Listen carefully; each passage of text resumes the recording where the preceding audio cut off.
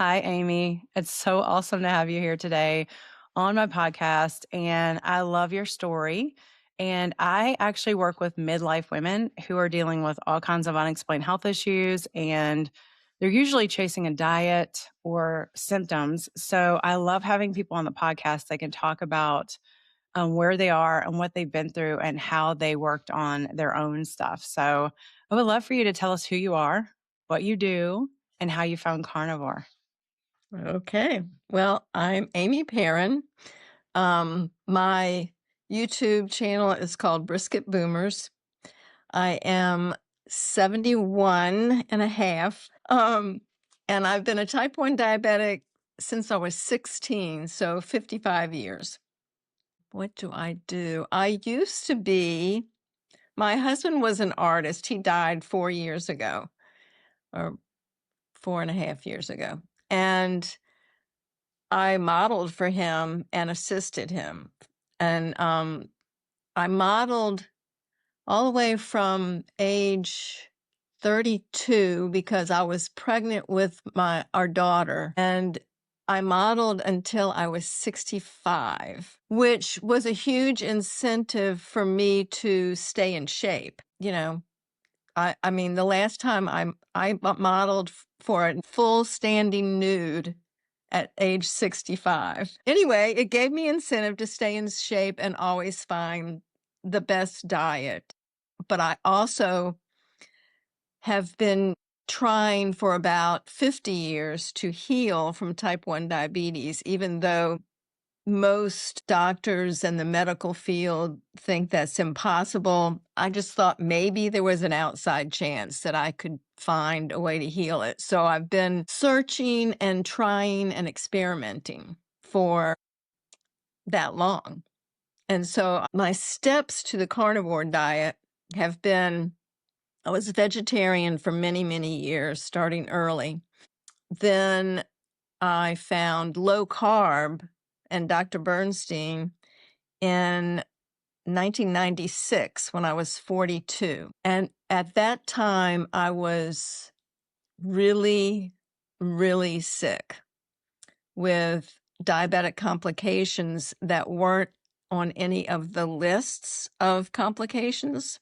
Usually people think you're going to get kidney problems or blindness or you'll need a foot amputated or something like that. What I had was frozen shoulders, frozen hips, sore knees. It took me about a minute to stand up out of a chair. It took me about 2 minutes to get up off the floor if I was playing with my kids. And I had fatigue and depression. When I'd sit and watch TV, I couldn't hold my head up. That's how sick I was. So this is before the internet. So I was searching for, I was going to hospital libraries and searching what new disease did I have, because I didn't know that it was all caused from high blood sugars and type 1 diabetes until a friend of mine sent me an article that Dr. Bernstein had written about frozen shoulders. And I'm like, dang. So at the end of the article, there was an offer for 2 cassette tapes to learn his program because, it was back then. This was all snail mail and cassette tapes, right? So I got the tapes, listened to them, and the very next day I had been on 1 shot a day because that's what we did back then. So the next day I went on 5 shots a day and very low carb, which means under 30 grams of carbs. So I've been very low carb since then, which has been 30 years. So I did that for 7 years, and then I found out about this raw food family who the son was diagnosed with type 1 diabetes, but there's a little bit of a controversy and he might have really had type 2. They were a Russian family who had just moved to the U.S. and had started consuming all the junk food that's available here. And they all got sick and they went on the raw vegan diet and they all got well. And he never had to go on insulin.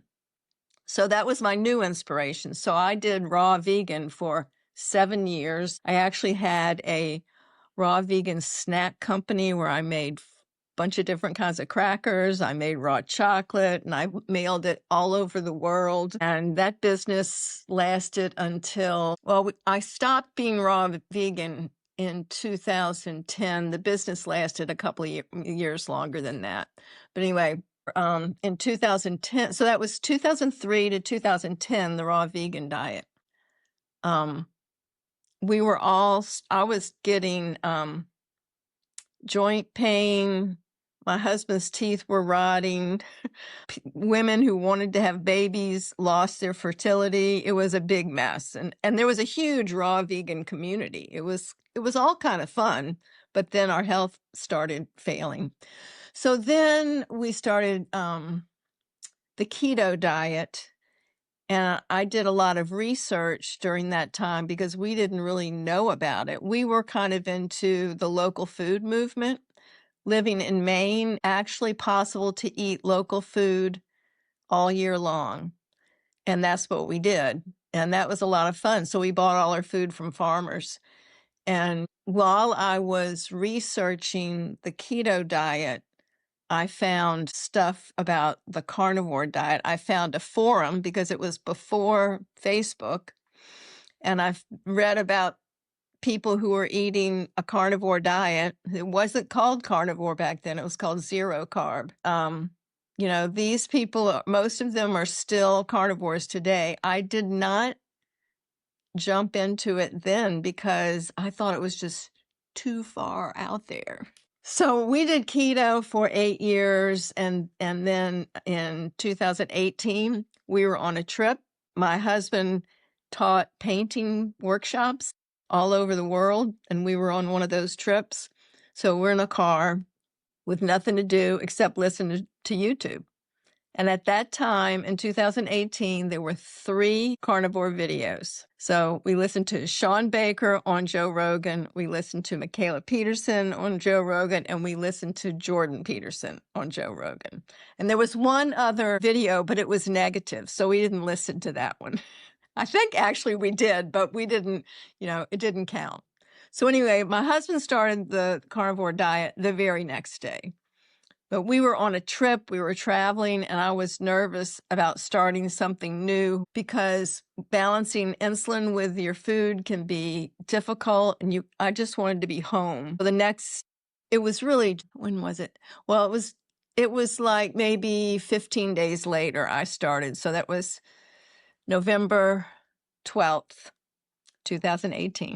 And since then, I've been doing really well. I've done a lot of experimenting. I occasionally go on the lion diet. I always get to use less insulin on the lion diet. The first time I did it for 3 months, I was really hoping that it would heal me. I did get my insulin down by quite a lot. And at one point, when I was doing a lot of lamb, because I find lamb a little bit less inflammatory than beef, even though beef is not inflammatory, but it's just, maybe lamb is just milder on your system. I don't know. But I got my insulin down to 6 units a day, and I'd never gotten it down that low. But I was also, I didn't stay with it. I only stayed with it for 3 months. And I missed my other carnivore food too much, and I went back to it. So when I'm eating regular carnivore, like beef, butter, bacon, and eggs, I take about 12 units of insulin, which is pretty low for a type 1 diabetic. So I do really well on carnivore, but I'm still, holding out for that healing. And I want to heal. And I walked 7 to 10 miles every day. I exercise every morning. I really value my health. My husband was supposed to outlive me. He didn't. And so now that I'm the only one left for my grandkids and my kids, I'm like really wanting to take care of myself. And the carnivore diet for me is like a insurance policy that I will have my brains for as long as I'm here. And that's I'll be able to move and have fun and think and express myself. And that's really important to me. So that's about it. That's amazing. So let me go back. So how many years have you been carnivore now? 7, 7. 7, yeah, So you were 7 7 years. years vegan, and now you're 7 years carnivore. So you're about to Yep. outlive that era. I'm on the lion diet, and we've done that together this year. I'm curious about, have you ever heard the people that have healed did it for, well, these people had lots of different things and they healed in a year. That's what I hear. It's like a year of the lion diet actually heals the body. I know some incredible stories about that and like crazy stories. But for me, I've got some things to heal. And I'm like, I've dabbled a little bit like 3 days this year in other carnivore foods, but I'm thinking a year probably for me, but I understand what you're doing and how you love your carnivore foods. And it's really a personal choice. And we're not telling anybody to go off any medication or change anything about their life Right. without Yeah, talking to their doctor. But I just want to throw that in there as certainly. the disclaimer. Yeah. So let me ask you, what changes did you notice early on when you started carnivore? Besides the diarrhea, Goes straight through you when you eat that rendered fat. I had diarrhea for 6 months, but it wasn't like I didn't have to rush to the toilet. It was just that every time I went, it was very loose. So, Yeah. and then it improved after 6 months. But I also, during the first 6 months, I lost all the floaters in my eyes, which were getting really bad. They were just floating around and I mean, it's not that I could barely see, but it was nuisance. They were just there in front of my vision all the time. So those healed. And then this is the weirdest healing because I don't think I've ever heard anybody else say this. So when we flew anywhere in an airplane or a jet or whatever you want to call it, when you land and when you take off, I had intense ear pain, the worst. It was horrible. I would just cry the whole time. You know, I finally found these things called airplanes that you stuck in your ear, and they helped a little bit. So it is a common problem because they sell something for it. But then we got to go to we had never had passports before. We had never been out of the country. The first country on my passport is Russia. We got to go to Moscow and Italy to teach painting. But I didn't have my earplanes with me. My ear pains. Wait, what's it called? Ear planes. Anyway, I didn't have them with me and I had no pain. The pain just went away. Now, I will say that I coughed up mucus for the first 6 months, which I think might be why maybe my ears drained or something. I don't know. Those were the 2 big things for me, other than the fact that everything was easier. I could just do some more things. I can find my car in a parking lot. I can drive. I can do things that I didn't ever or wasn't ever able to do. So I had more confidence. I set up a YouTube channel. I did all these things that I could never do before. Physically, I get to take a little bit less insulin. I'm 71 years old and I have no pain anywhere in my body. It's like I used to try to plan something in the future, and because I never mentioned my headaches, I used to have a lot of headaches and you never know when you're going to get one. And if I did anything that involved my neck, like even looking at a movie like this, because I'm at the movies, I would have a headache the next day. Look at fireworks, I'd have a headache the next day. If I slept wrong, I'd have a headache. If I did sit-ups, I'd get a neck ache, which would turn into a headache. So I had lots of headaches my whole entire life. And I'd have to go to bed. There's several paintings of me in a bed called headache painting because I still my job was posing for my husband. So he would do a painting with me with, sheets, wrinkled sheets and all that. Anyway, I've not had one headache since I went carnivore. Not one. They just went away. So now when I wake up, I know I'm going to feel good. And I used to try to plan things, and I never knew if it was going to be a headache day or if I would feel bad.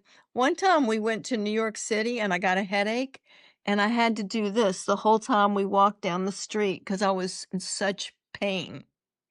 I did this the whole time we went to a raw vegan restaurant because I couldn't do anything. It was Horrible. And everybody I knew that I had headaches. My kids, they just, oh, mom's in bed with another headache. It was just part of my life. And I have not had a headache since I started carnivore. Did you have a transition where you went through the keto flu or you had a detox or any of that? I did not, because I was keto for 8 years. And towards the end, like on that last trip, we were gone for, I think, 6 weeks.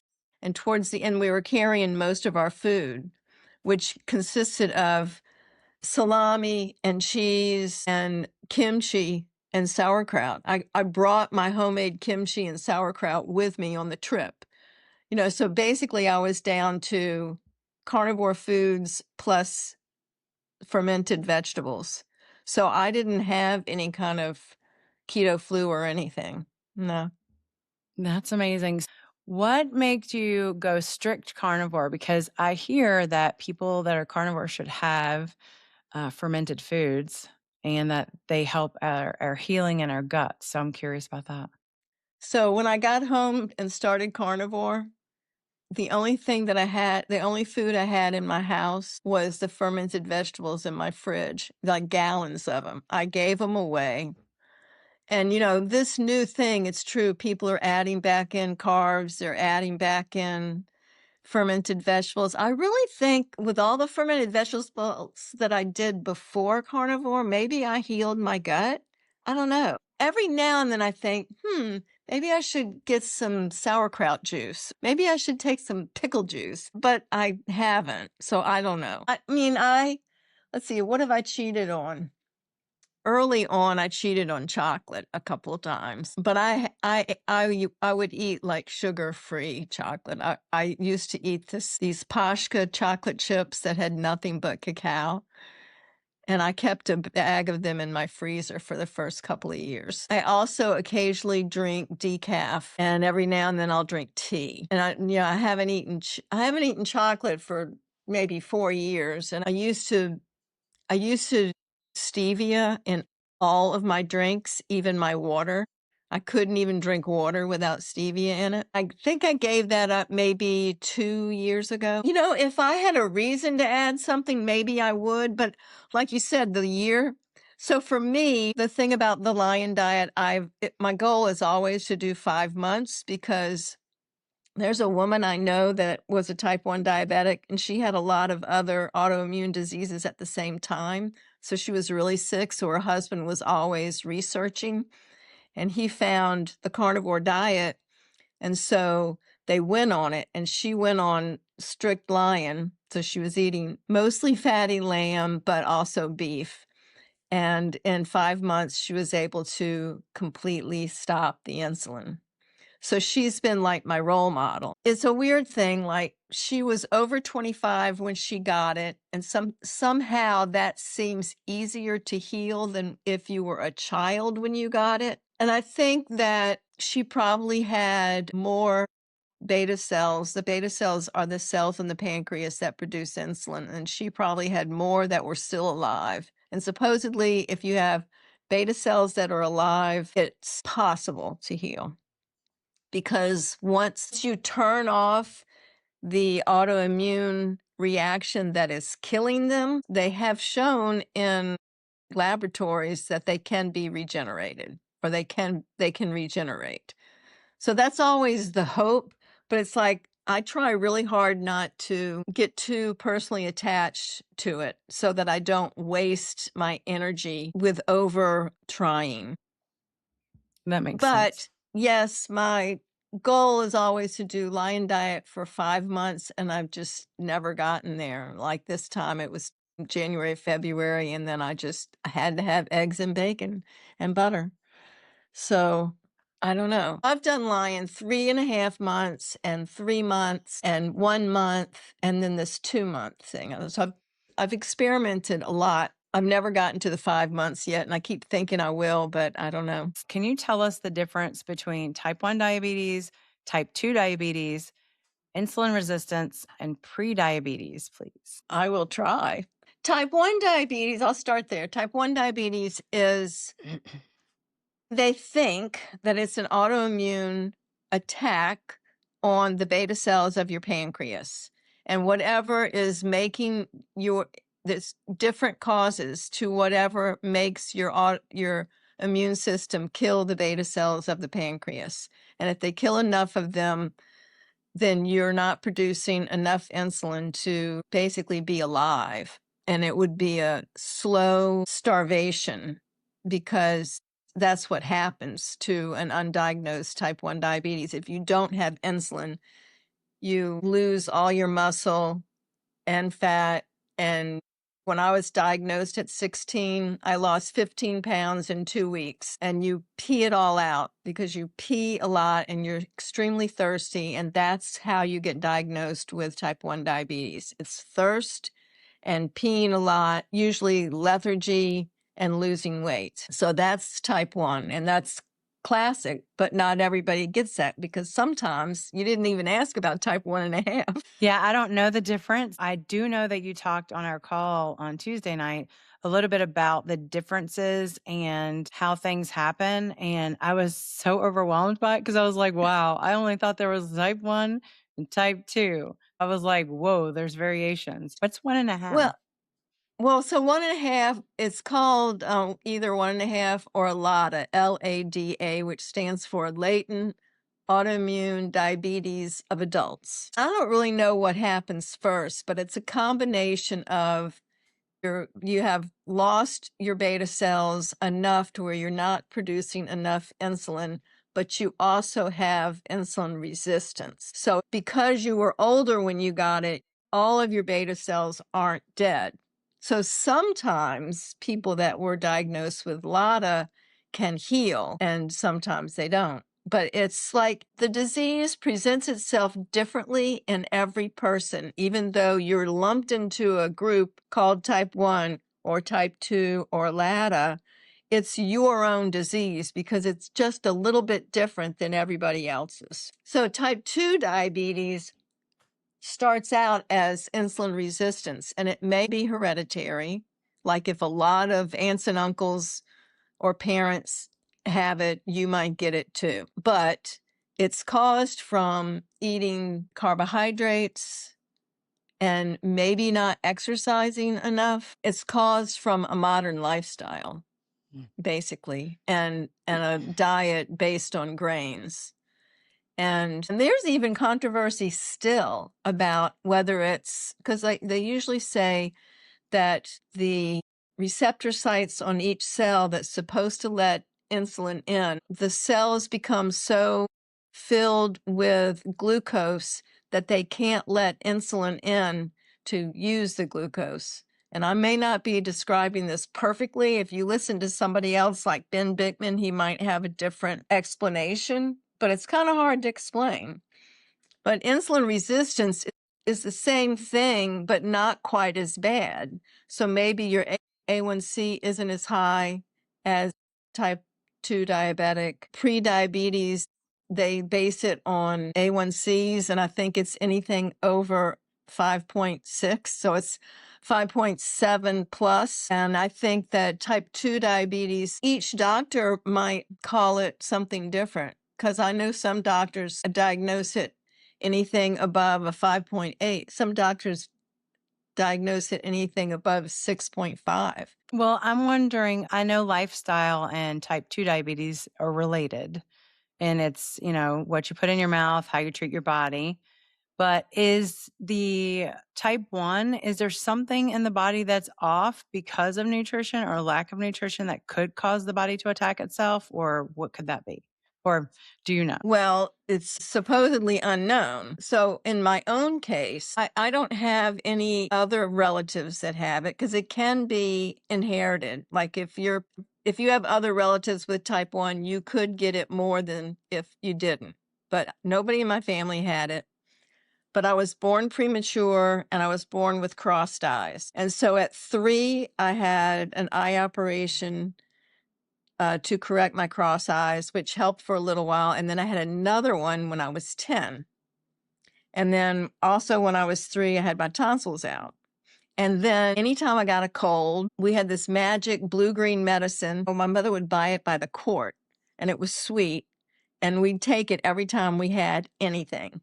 and we call it the blue-green medicine. And every time I got sick or every time I had a headache, I started getting headaches at 6. So I've started taking aspirin, and then that moved to Tylenol and Advil, and I would take it by kind of the handfuls, like Mm. 4 at a time because 2 wasn't enough. And then at 15, I got acne, and my mother took me to a dermatologist, and I got tetracycline, which is a very powerful antibiotic, and I took that for a year. Okay, so all those medical interventions, and then I got type 1 diabetes. So for myself, I think it was either specifically the antibiotic or all the medical interventions added together culminated in getting the type 1 diabetes.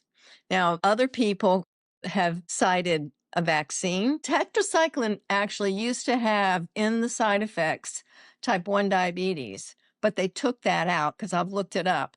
Several years ago, I looked it up and it was one of the side effects. And then more recently, I looked it up and it's not on the list anymore. But some people have noted vaccines. Some people said I got the flu and then I got diagnosed with type 1. So we used to do Airbnb at our house. And we had this guy come once, and he was type 1. He started taking his stuff out, and I'm like, what? He started taking his stuff out to give himself a shot when he sat down to breakfast, because we did breakfast. We did like a farm-to-table breakfast. It was very fancy.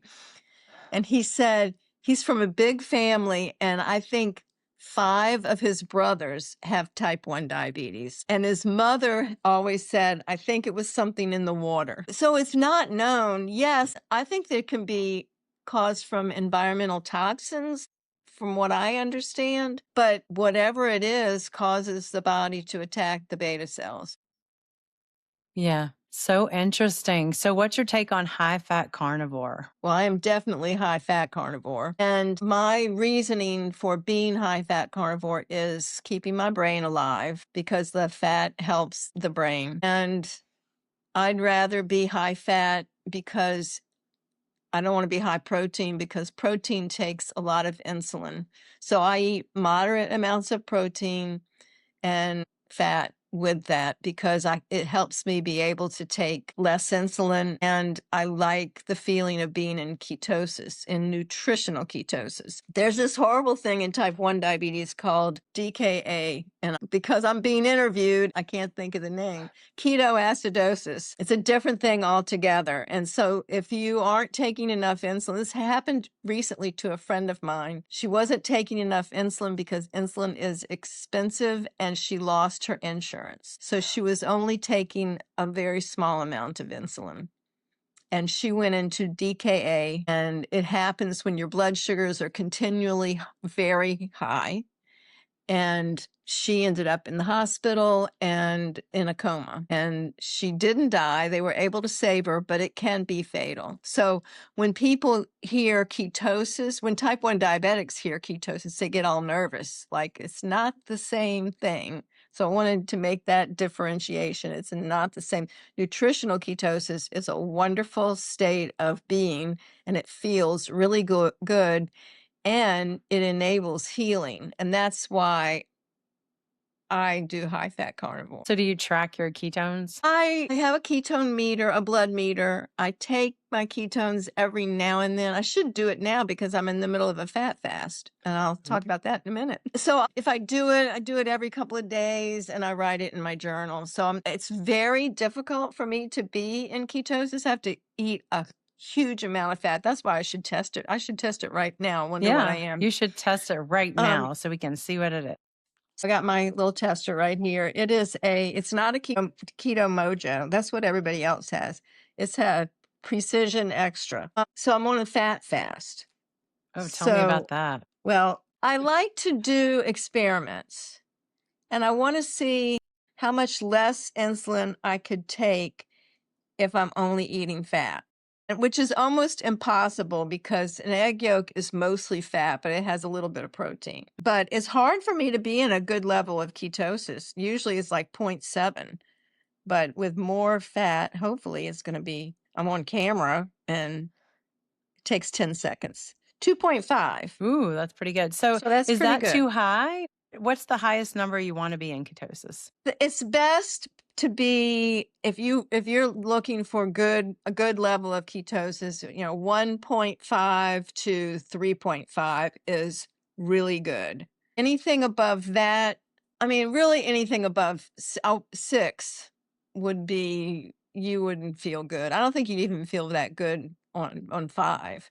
But Okay. illnesses, everybody's levels are a little bit different. And some people have an easier time getting into ketosis and some people don't. And when you're trying to heal cancer or you're trying to not have a seizure if you're epileptic, those kind of things, a higher, like 3 to 5, is a really good level to be in.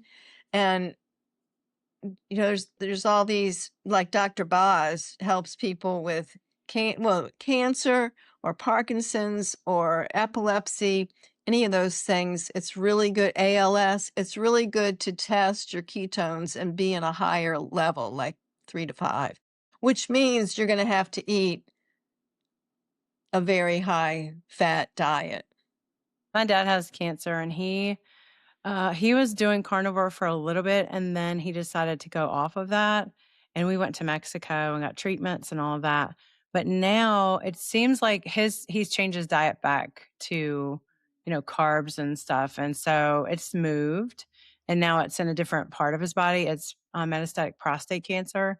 So it went from being in his bones everywhere and his prostate to now those places have stopped, and it's in his abdomen and his lymph nodes, and I can't really get anyone to understand why being and he's never been in ketosis.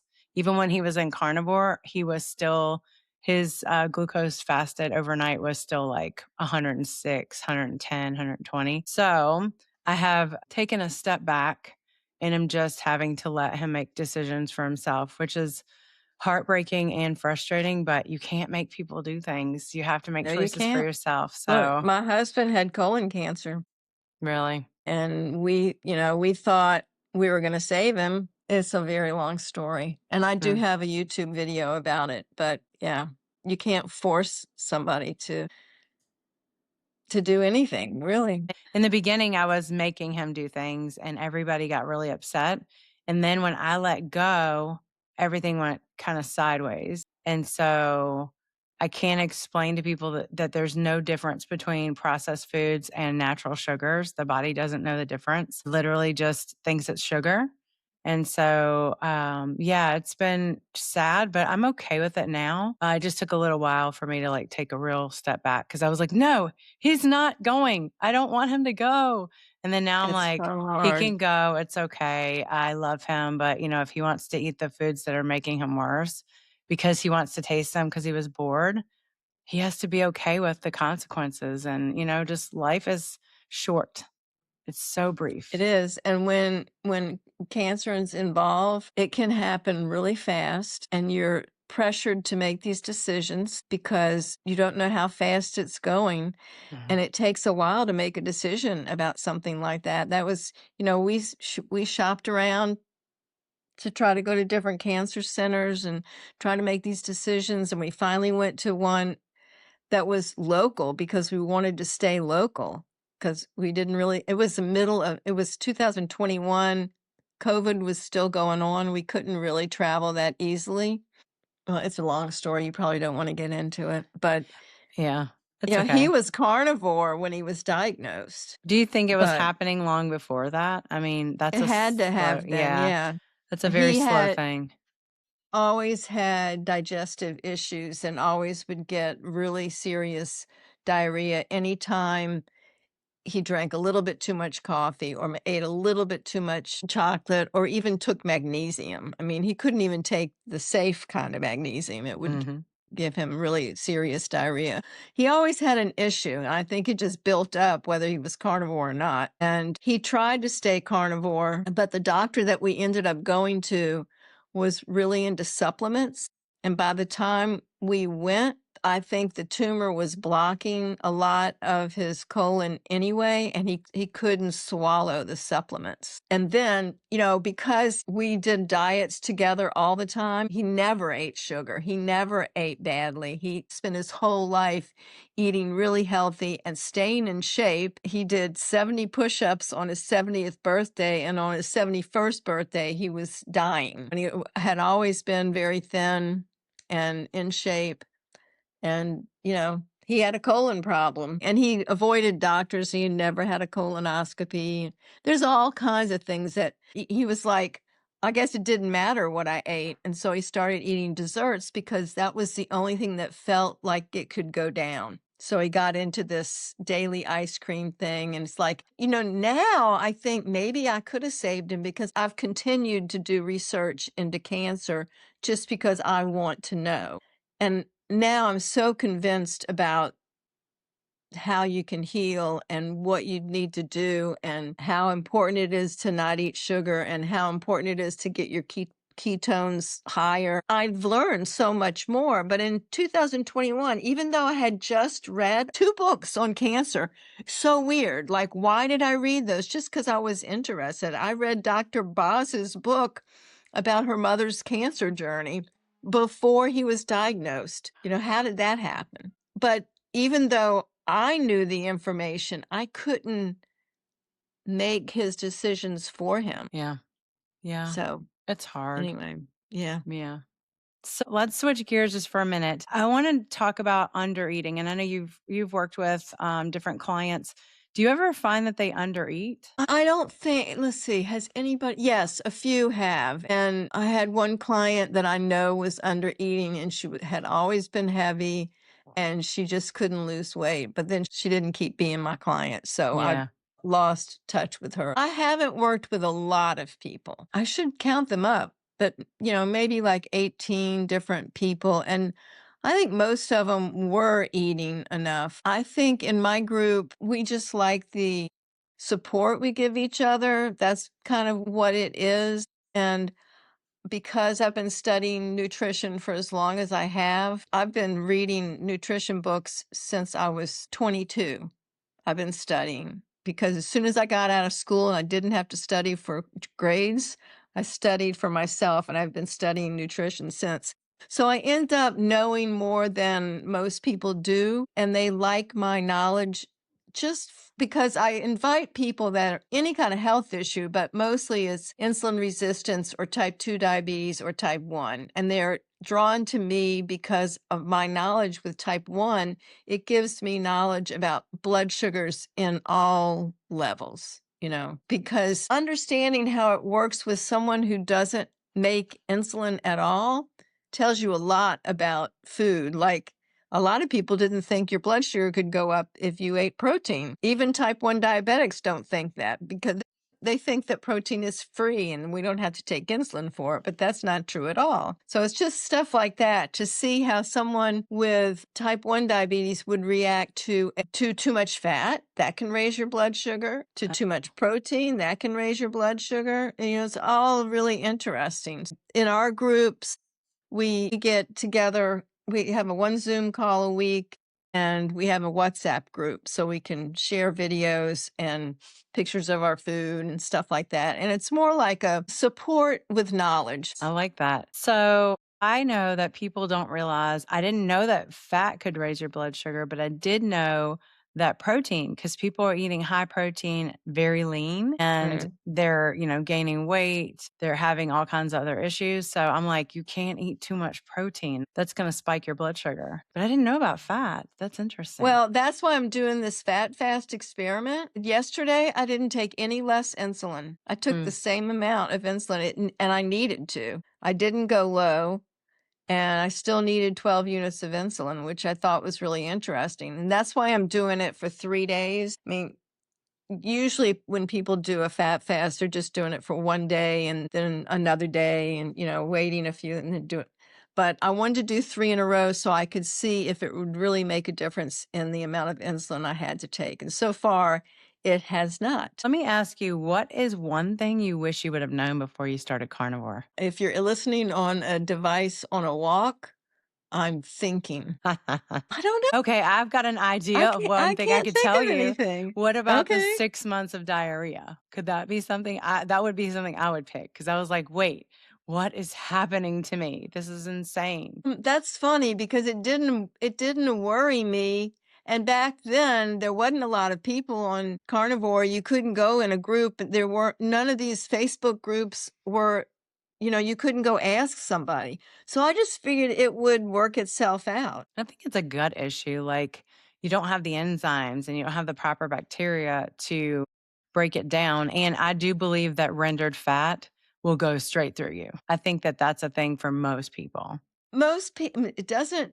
Well, I can do up to a certain point of rendered fat, I'm fine. But then if I overdo it, yes, it'll go straight through you. But you Mm, kind of start to learn your limits on that. yeah. And it's interesting with this fat fast, I'm doing a lot of cream, like heavy cream, and I'm having gas pains because my body is not used to that much cream. Yeah. So if I do it again, I'd probably want to get fat trimmings from a butcher, and I would have for this one, except my butchers are, I live in Maine. The population is not really big, and there's not a lot of people in my community. There's not a lot of people buying ribeyes. And so the fat is just like what they trim.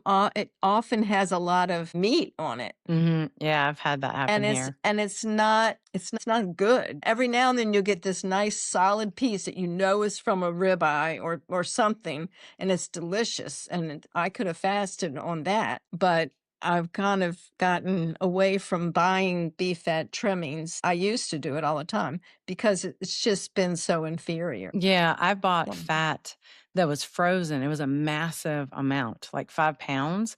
We had to throw it out because when we cut it, we had to use this solder thing, some tool my husband has, and or my son, and they did that. I put it in the air fryer, and it just was disgusting. It did not work out. So we just threw it out because I was like, "Oh, that's money I spent, but it's not helpful." So I just got rid of it. I actually do tallow sometimes. Like if I'm not hungry, I'll just make sure that because I'm not doing better right now because of the lion diet, but I yeah. will do tallow and I'll just take it and scoop it out and put it in bowls in the fridge and I'll just grab it and like eat that. But I don't do that very often. I actually like to eat, some protein and some fat. Do you have an idea of how much protein an average woman should eat? Is it the amount of what her goal weight is? Or how does that work? I'm not sure What I've heard is it's, 1 gram per 1 pound of body weight for of what goal. your goal. Yeah. Okay. And I usually don't track. I am tracking for this fat fast because I want to know. And yesterday I ate like a ridiculous amount of calories, which is interesting. And then I ended up losing a couple of ounces. I think it's this one. Just a minute. I got to get my glasses on. Okay. Yesterday I had 2,782 calories. My macros were, even though I was trying to eat 100% fat, all I had was egg yolks and butter and cream. I ended up with 47 grams of protein, 283 grams of fat. So let me see. Oh, it's a picture. I can't get that. I That's think it okay. was I think it was 93 percent fat. Wow. And you didn't gain any weight. No. Yeah. So when you started your carnivore journey, did you notice that you gained weight or did you just lose weight or did you just maintain? Mostly I just maintained. Towards the end of keto, I had gained maybe 5 pounds. So that came off, but I've always been pretty thin. So I don't lose. Now, the first time I did the lion diet, I did lose too much. Say that. Yeah, I didn't add enough fat, so I Mm. lost down. Stupidly, I thought it looked great. Ha ha. Bought some clothes that were really hard to get into after I put weight back on. But actually, I'm wearing one of the pairs of pants. Your body composition changes. I can wear the clothes I bought, 107, Mm. but I'm like 120. I vary between 112, 114. I don't vary a lot, but we'll see. I So, don't know. what's one tip that you would give a midlife woman who is starting or restarting carnivore and they really want to finally stick to it? Join Facebook groups, join a community, join my community, support, do something to make it fun. If you like, you could go on YouTube and track your journey on YouTube, or Instagram is amazing because you can start showing, what your food you're eating, and there's a big carnivore community. Even though everybody's an individual, you get a lot of support from carnivores once they find you, and that's a lot of fun. So do something to make it fun. I actually think this is my silly opinion because I love vintage dishes. I present my food on a beautiful dish every meal, and presentation is really important to me. So I make my food experience fun and enjoyable. So, setting a table with a cloth napkin and a real fork and a vintage plate. That's what I do. And what other encouragement? Just stay with it until you start seeing results. Read the books, join the communities, be active on Facebook groups. I think it's really helpful. And, when we were first doing it, we didn't have anybody, but we had each other. Mm. And I'm single now, so I don't have somebody else to talk with about it. There's nobody here in my real life that's carnivore. So I've got a lot of social media friends, and I'm in the kilts group. And when we got our coaching certification, it was really nice to have friends. um my carnivore friends are really important to me. And when we did the lion diet for January, we had a group in the Kilts Mighty Tribe, and it was really nice to have that support. It made it a lot easier. Yeah, it was fantastic. We're still Yeah. meeting, but Yeah. I think it's great just to have carnivore friends that you can talk to once a week and say, "Hey, this," because I have a Facebook group as well. And it's really important that women can find the right fit and really be able to go in there and ask for help and talk about what they have going on. And I do lives on Sunday, and I usually pick a topic that they vote on, or I pick a topic that I notice keeps coming up, and then I'll teach Hmm. on it. So I did a teaching for 30 minutes and I did Q&A for 30 minutes. So that was very interesting. But let It me ask you, is. where can women find you and learn more about your content, your coaching, and Brisket Boomers? So Brisket Boomers is the name of my YouTube channel. And lately I picked a time slot. I'm on Fridays at 3 Eastern. Then I have a lot of videos that I've done in the past. Some of my favorites have been Carnivore and Dementia, I think is my most watched video. And I've done a lot of videos about my exercise routine, or, my carnivore story, all that kind of stuff. So then on Instagram and on Facebook, I am Aimee Fields Perrin, but you got to spell it all right. It's Aimee. Well, it's on the screen, right? Hmm. Yes. Yeah. So it's Aimee Fields, Fields, on Instagram and on Facebook. And I'm not on any other social media, just the Instagram, Facebook, and YouTube. YouTube. Yes. Well, thank you so much for coming today and sharing your story and your expertise and your knowledge about health. I really appreciate that. Well, thank you for inviting me. It was my pleasure, and I really enjoyed it.